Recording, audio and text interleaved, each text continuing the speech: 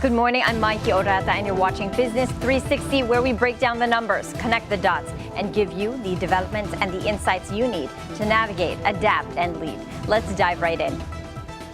Asian leaders brace for the impact of U.S. President Donald Trump's reciprocal tariffs, triggering fresh calls to cut dependence on Western markets and strengthen regional trade resilience. Back here at home, the Transportation Department sets up a special committee to reassess the public transport modernization program after a wave of pushback from stakeholders. And in Myanmar, the death toll from the devastating earthquake climbs above 5,000, with rescue teams facing a race against time and growing humanitarian pressure. All that and more coming up. First, let's take a look at how global financial markets performed on Monday, starting with developments on Wall Street. The S&P 500 and the Dow Jones Industrial Average ended higher as investors temporarily brushed off uncertainty over the Trump administration's looming tariff plans, which have weighed heavily on U.S. equity markets throughout the month of March. So today we had a very, very choppy market, very volatile, where we were testing the lows, and the market actually made a new low, both on the S&P and NASDAQ. But we seem to be trying to rally off of these lows, which to us means that we're in a testing process. Testing processes of lows can actually take weeks or months. So we're in the early stages, I think, of trying to make a bottom in the equity markets, but we still need a little bit more clarity on the tariff front. The Dow Jones Industrial Average rose 1%, the S&P 500 gained 0.6%, and the Nasdaq Composite bucked that trend, slipping by 0.1%. Over in Europe, the UK's FTSE 100 slipped by 0.9%, Germany's DAX fell by 1.33%, and France's CAC 40 closed lower by 1.6%. Asian leaders are bracing for the impact of U.S. President Donald Trump's reciprocal tariffs, with growing calls to strengthen regional ties and reduce reliance on Western markets, a shift that could shape the Philippines' own trade strategy. Indonesia's former foreign minister says diversification is key, adding that dependence on the U.S. is no longer a sustainable strategy for Southeast Asia. In China, President Xi Jinping renews his push to boost domestic consumption and open up to global companies, a signal that China may remain a critical market for Philippine exporters amid growing uncertainty. At the annual Bao Forum, the Communist Party's sixth-ranking official urges countries to defend the global free trade system and embrace open regionalism. He says rejecting trade and investment protectionism is essential to keeping Asia's economies, including the Philippines, on a growth trajectory. As Asian leaders call for stronger regional cooperation amid global uncertainty, the Philippines enters the second quarter of 2025 with growing business confidence. The Bangko Sentral ng Pilipinas' latest business expectations survey shows the confidence index rising to 45.4%, up from 40.3% in the previous quarter. Press Secretary Claire Castro describes the rise as a positive signal reflecting strengthening trust in the government's economic policies. She adds that the momentum could fuel fresh investments and business activity as the country kicks off a new quarter on stronger footing. With inflation easing, rates holding steady, and investor sentiment improving, the outlook for Q2 starts off on a firmer and more confident note. Now, the indigenous peoples remain the poorest sector in the Philippines in 2023, despite improvements in the country's overall poverty rate. Latest data from the Philippine Statistics Authority shows 32.4% of indigenous people still live below the poverty threshold, making them the most economically vulnerable. They are followed by fishermen with a poverty incidence of 27.4% and farmers at 27%. This even as the national poverty rate dropped by 2.6 percentage points from 2021 to 2023. The figures highlight the need for more targeted, inclusive growth policies, particularly for rural and marginalized communities, if the country is to achieve sustainable development. Despite improvements in business confidence and a lower national poverty rate, a new survey reveals that more Filipinos experience hunger in March compared to February. According to the latest SWS survey, hunger was most widespread in the Visayas, followed by Metro Manila and Mindanao. The Department of Agriculture insists that there is no food shortage, while the Trade Department says it continues to monitor prices to ensure stability. Ibon Foundation Executive Director Sunny Africa raises a critical question: why hunger persists in Metro Manila, a region with more jobs and resources. Yung mga nangangailangan, naiiwan. So, medyo nakaka-frustrate talaga yan na sa gitna ng ang dami-dami recurso ng gobyerno, hindi pinaprioritize ng gobyerno yung nangangailangan, yung mamayan. Bukang bibig nila, halalan to, di ba? The numbers point to deeper structural issues, suggesting that economic growth and food security are still not reaching enough households. On another front, Transportation Secretary Vince Dizon forms a special committee to address long-standing issues surrounding the public transport modernization program, a move seen as crucial to fixing bottlenecks in one of the country's most ambitious infrastructure overhauls. The committee will tackle key challenges, including the consolidation phase for jeepney operators, financing schemes, and the impact of local manufacturers. It will also engage with stakeholders, review the current status of the program, and identify roadblocks to full implementation. Lawmakers have voiced concern over the financial burden on operators, pointing to a flawed funding framework. They also flag slow support for domestic vehicle manufacturers, who continue to lag behind foreign suppliers in terms of access to resources and government backing. The move comes as transport stakeholders call for more inclusive and sustainable approaches, one that modernizes without leaving workers and local industry behind. The Department of Agriculture, or DA, may soon impose a maximum suggested retail price on imported garlic as the government moves to address price distortions in the food supply chain. Agriculture Secretary Francisco Tiu Laurel Jr. conducted a market inspection in Quezon City on Monday. He notes that while prices of rice, pork, and fish have been easing, garlic remains stubbornly high, retailing at 140 to 150 pesos per kilo. Laurel says 95% of garlic in the market is imported and that some importers are selling at 110 pesos per kilo, even if shipping costs are only at around 80 pesos. He says this suggests margins that may no longer reflect real costs, triggering the need for potential price caps. For retailers, importers, and agri-traders, the move signals tighter market intervention as the DA seeks to curb food-driven inflation and protect consumer spending. Garlic, while a small component of the CPI basket, has become a flashpoint in the broader effort to stabilize food prices. We're taking a quick break. Please stay with us as we dive deep into the numbers and the narratives that matter most to your bottom line.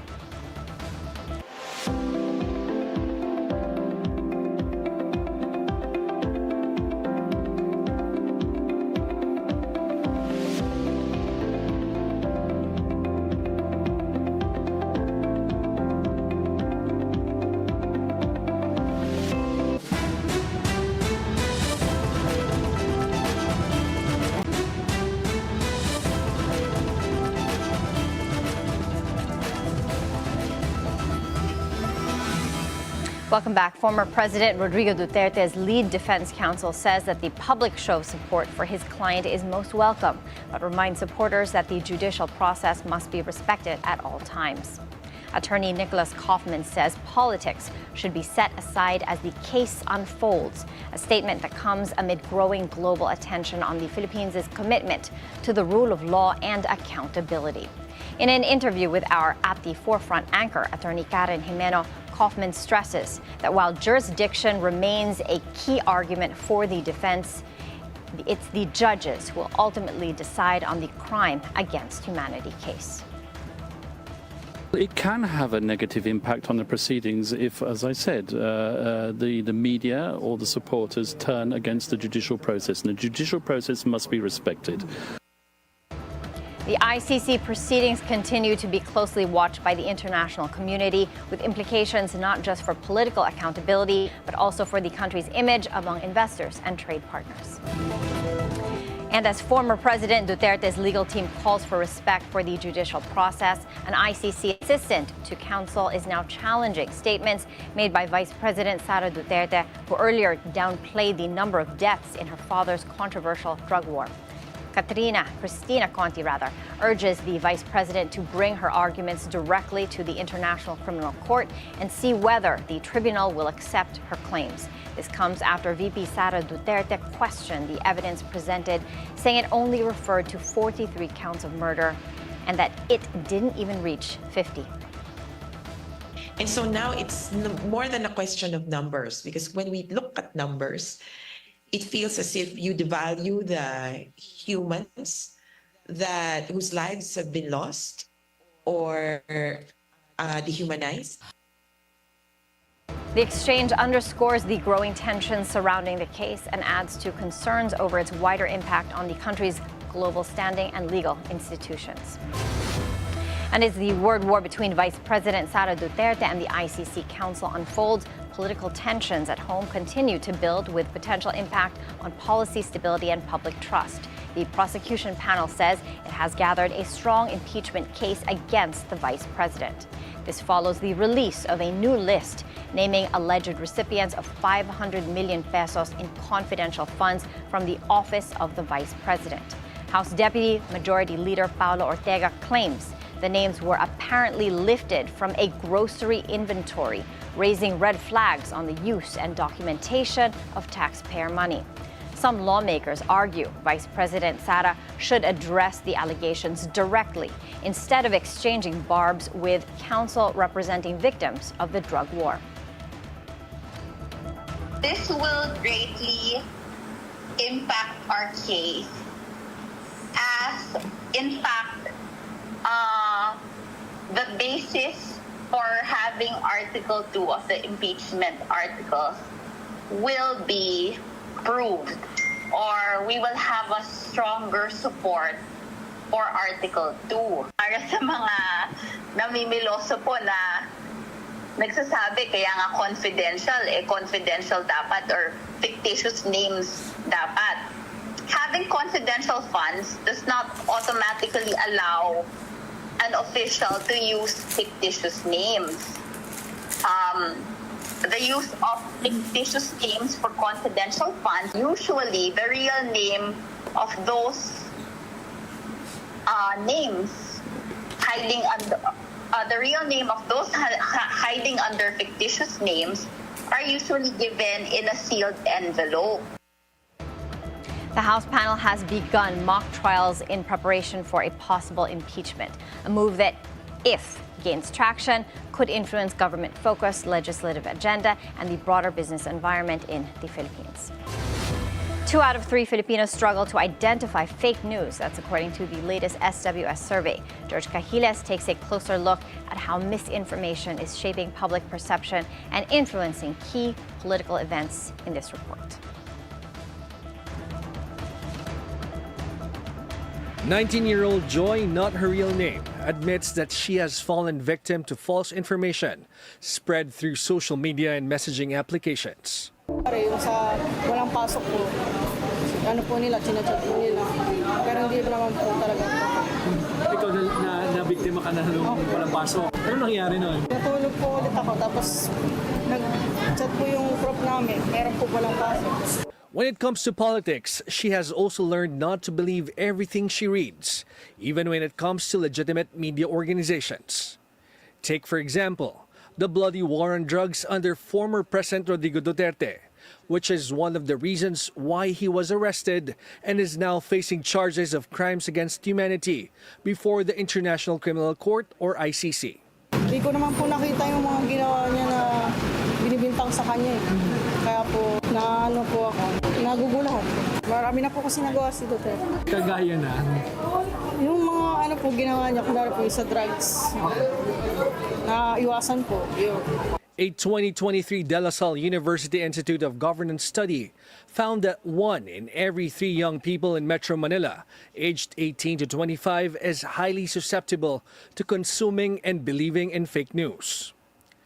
Meanwhile, a recent SWS survey reveals that 2 of 3 Filipinos struggle to determine whether the news or information they watch, read, or hear on television, radio, and social media is true or fake.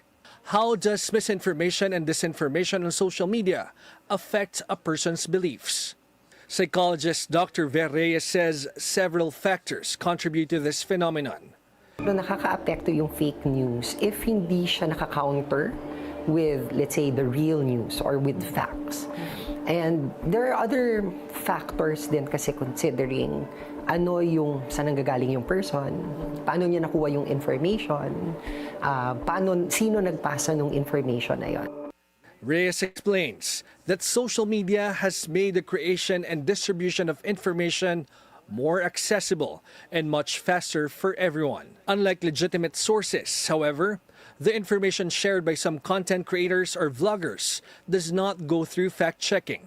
Anybody can spew out their opinions without necessarily verifying the facts kasi wala namang training given to them.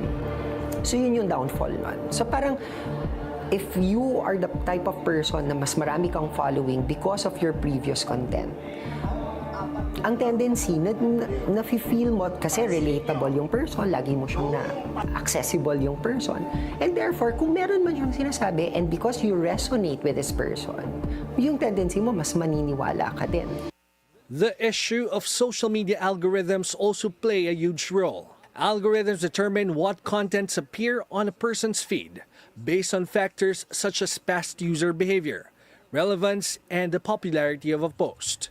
Filipinos are very subjective di ba? Kung ano yung sinabi sa kanya, lalo na kung pinagkakatiwalaan niya yung nagsabi sa kanya, then ang tendency mo is to believe that person. And so, yun yung difficulty doon. I-multiply mo yon sa maraming mga tao, then it creates, di ba, an environment where you just try to listen to each other. This is how some individuals exploit social media to influence people's thoughts, beliefs, and opinions by spreading false information. George Cahiles, Bilyonaryo News Channel. We're taking a quick break. Business 360 will be right back.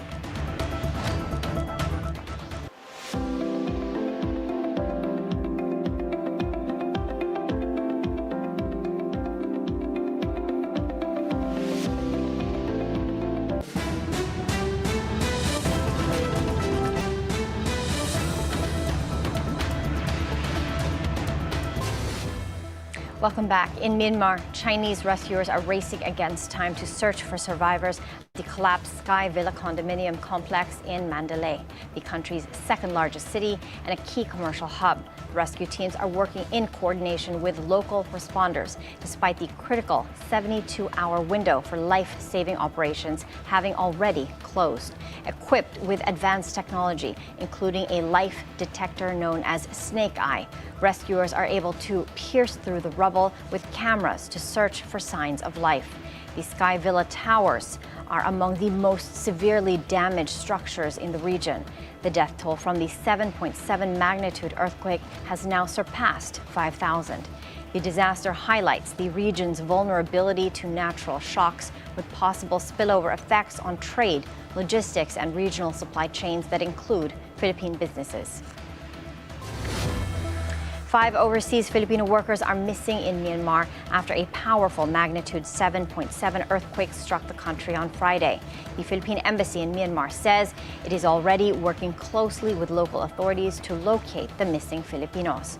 On Tuesday, a 114-member Philippine humanitarian mission is set to fly to Myanmar, including emergency medical teams and search and rescue units. For the next few days is in-expect namin more on retrieval operation na lang yung maabutan namin. Pero yung trabaho is grabe pa nilura dahil nakita naman natin yung pagbagsak ng mga gusali na nandun. And for sure,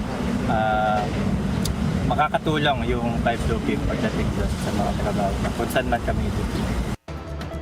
The deployment comes amid growing humanitarian needs in the region and underscores the critical role of regional stability and safety in protecting migrant workers and maintaining business linkages across Southeast Asia. The Philippine government is allocating over 5.7 million pesos to aid Filipino quake victims in Myanmar as Manila steps up humanitarian support in the wake of last week's deadly earthquake.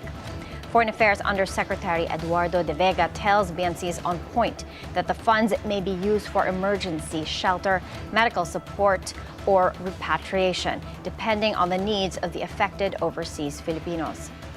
4 out of 700 legal Filipino workers in Myanmar remain missing in Mandalay, including a married couple last seen in a collapsed condominium building. The hotline for Filipinos seeking assistance in Myanmar is now on your screen. There's also a standby fund which we will approve for the embassy of over $100,000 to spend for financial assistance, repatriation. May isa nang gustong mauwi. Elsewhere in the world, U.S. President Donald Trump says he wants to see Russian President Vladimir Putin follow through and make a deal to end the war in Ukraine. Speaking to reporters inside the Oval Office on Monday, Trump said he doesn't want to move forward with secondary tariffs he previously threatened to impose on buyers of Russian oil if it can be avoided. I want to see him make a deal so that we stop Russian soldiers and Ukrainian soldiers and other people from being killed. But mostly it's Russian and Ukrainian soldiers. They're losing at least 2,500 human beings, beautiful human beings, a week. And I want it to stop. The uncertainty around sanctions and energy flows continues to rattle global markets, with potential ripple effects on oil importing countries like the Philippines and growing pressure on energy-sensitive industries worldwide. American musician Kid Rock joins U.S. President Donald Trump at the White House this week as the president signs an executive order designed to crack down on ticket scalping in the live entertainment industry. Kid Rock, born Robert James Ritchie, is known for his fusion of rock, hip-hop, and country music. The artist, who previously performed for Trump supporters ahead of his 2017 inauguration, thanked the president and said he hopes that the order will make tickets more affordable for working-class fans. The order directs the Federal Trade Commission to work with the U.S. Attorney General to enforce competition laws in the ticketing industry, an industry often criticized for price hikes, bot buying, and lack of transparency. With global demand for concerts and live events on the rise, this U.S. policy shift could have broader implications for event organizers online and online platforms and for other consumers worldwide. And that's it for Business 360. I'm Maiki Oreta. Keep it here on BNC, the Bilyonaryo News Channel.